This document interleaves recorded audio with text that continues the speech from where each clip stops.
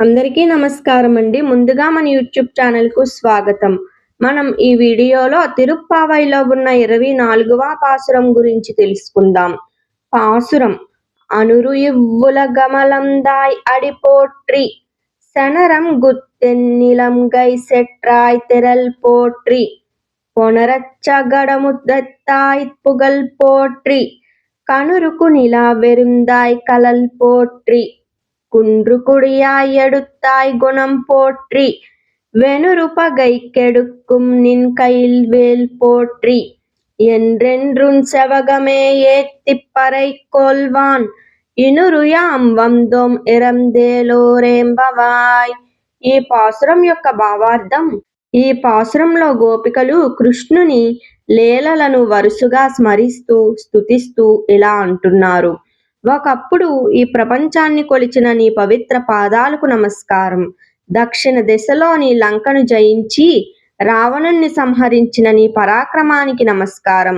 బండి రూపంలో వచ్చిన రాక్షసుణ్ణి చిదిమిన నీ కీర్తికి నమస్కారం. దూడలను కాపాడుతూ దుష్టులను సంహరించిన నీ పాదాలకు నమస్కారం.